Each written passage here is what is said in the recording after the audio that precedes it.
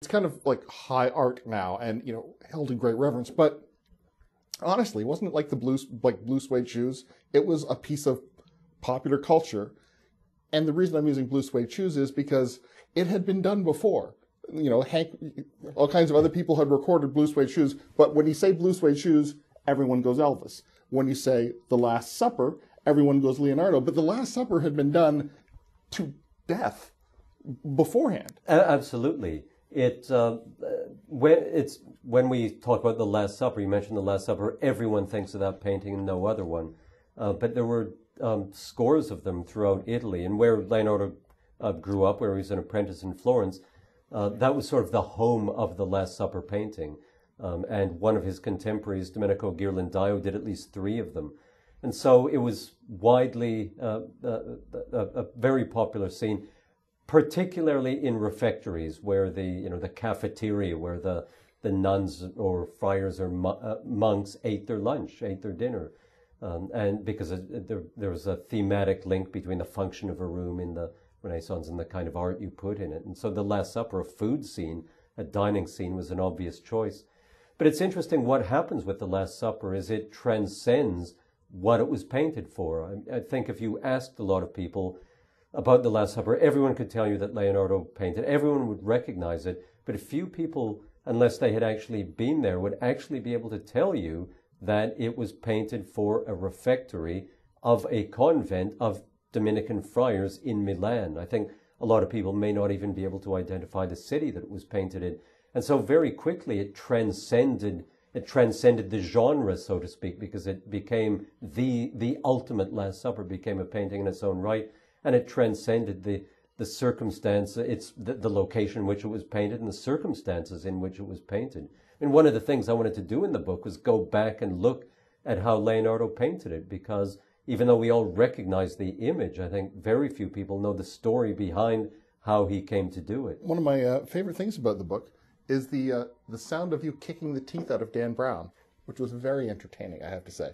Because you really go through, because the Da Vinci Code makes a big deal about who's that woman in the painting, and you kind of really dismantle it, I think, pretty much once and for all. Well, I would hope so, but I have no faith that I will have done that, because I used to, 5 or 6 years ago when the Da Vinci Code first came out, I was invited to various places to give talks on Leonardo and the Da Vinci Code and the truth behind the Da Vinci Code, or the real Leonardo. And I would give my spiel about how this is St. John. I would show all the Last Suppers, which have a feminized, beardless, long-haired, youthful John, often a very androgynous John, long before Leonardo. I would talk about the relationship between Christ and John, and how John was often depicted. He was the youngest of the apostles, and he was often depicted leaning on Christ, and the two of them had a mystic marriage according to the apocalyptic act. And I would marshal all of this theological evidence and artistic evidence, and then at the end of my 50-minute lecture, I would say, all right, hands up, who still thinks that's Mary Magdalene in the painting? Every single hand would go up. And so I